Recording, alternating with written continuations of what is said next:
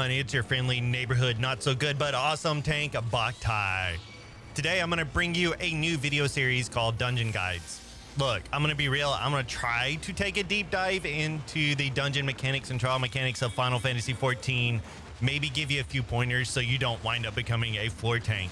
Alright, today we're going to take a look at Holminster Switch. It is the first dungeon in the new Shadowbringers expansion pack, featuring 3 amazing rockstar bosses. We have Forgiven Dissonance, Tesleen the Forgiven, and Philia. But first we have to deal with those useless trash mobs that stand between us and the boss. So honestly, as a tank, I found it very easy to just do big group pulls, but always check with the healer first. Make sure you're not being that douchebag that overpulls the dungeon and then dies, and then your healer gets mad at you and doesn't want to heal you the rest of the time. Alright, let's get this show on the road. The first boss you will face is called Forgiven Dissonance. This is the boss that we saw during like the Shadowbringers trailers and teasers. So now we actually get to fight Forgiven Dissonance. It's a fairly easy fight. You're going to see 4 main mechanics during this fight. The Path of Light. It is a group-wide AoE that should be healed through. Everybody else just soaks the damage. Brazen Bull. It's going to spawn 4 orbs onto the battlefield, aka the boss arena. You will see line AoEs shoot out from these orbs. Please dance and dodge accordingly. During the Brazen Bull attack, Forgiven Dissonance will use a thumbscrew attack towards your tank. It's just a directional line AoE, so that once it's laid out, the tank can get out of the way. Everybody else find the little holes and hide in them.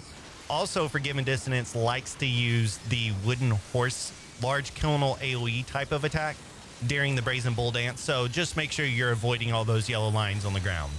I'm going to throw up a cool little graphic now, which is the directions that the Brazen Bull AoE orbs tend to shoot their line directions and where the safe areas are, that my group have figured out while running this dungeon over and over and over to get this video.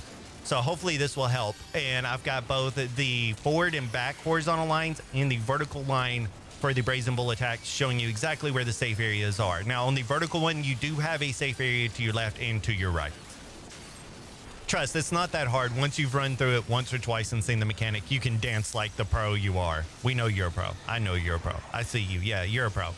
And I hear what you're saying. Boktai, what about tank busters? Well, there is a tank buster for Forgiven Dissonance. It's called Pillory. Just make sure you use your damage mitigation cooldowns at the right time. That way your healer does not get mad at you and has to use more mana than necessary. All right, well, I'm going to speed up the footage here. Editor Boktai, get to work.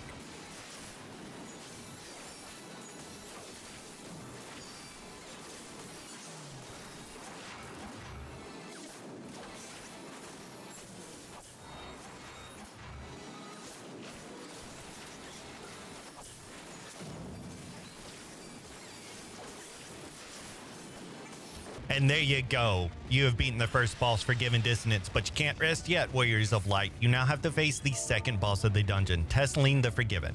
Here you're going to face 3 main group mechanics. Skull's Brittle, it's a group-wide AoE. Basically just heal through it, soak the damage as normal.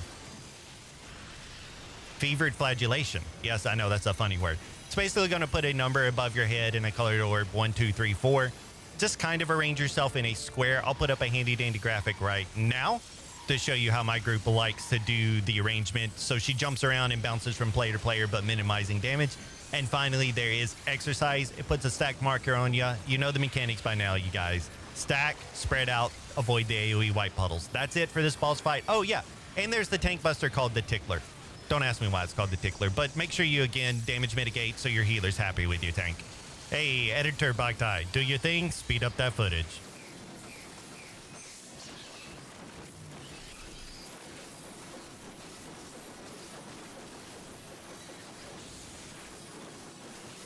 Well, congratulations, brave adventurers. If you've made it this far into the video, that means you have cleared the second boss of Holminster Switch. Now it is time for the big baddie, the last boss of the dungeon, Philia, coming at you with quite a few things your party needs to look out for. So I will break these down in depth. This will be a little bit longer than the last 2 parts of the video, but I want to make sure you guys and gals do understand how to do these mechanics.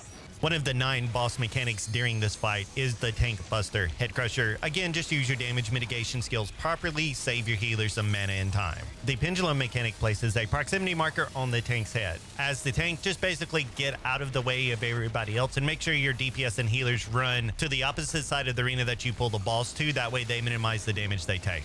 The next attack to expect from the boss is Chain Down. What it does is target one of your party members and puts them in fetters and chains that have to be DPS down. While this is occurring, the other 3 party members should damage down those chains, and the boss is going to be charging up a frontal AoE cone attack. You'll have plenty of time as long as you focus the chains and DPS them down for everybody to get out of the AoE radius. One of the big super duper moves this boss will do is called right knot, left knot, in which the boss will either raise its right arm or its left arm. Immediately move to the back side of the boss, and it works as this. If you see right knot being cast, stack on the back left of the boss. If you see left knot being cast, stack on the back right of the boss. It's as simple as that, and you will avoid this big AoE swipe mechanic every time. Another mechanic you'll see is Tophophobia. It puts a marker over your head, just spread out, and you'll be fine. The stack mechanic on the Philia fight is called Into the Light. It'll place an orange stack marker on one of your party members. Just stack together vertically and absorb the damage.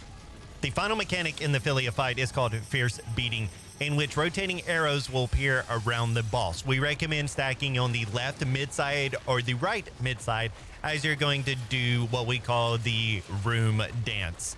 So what'll happen is Philia will pound the ground directly in front of them, while a conal AoE tail swipe will happen.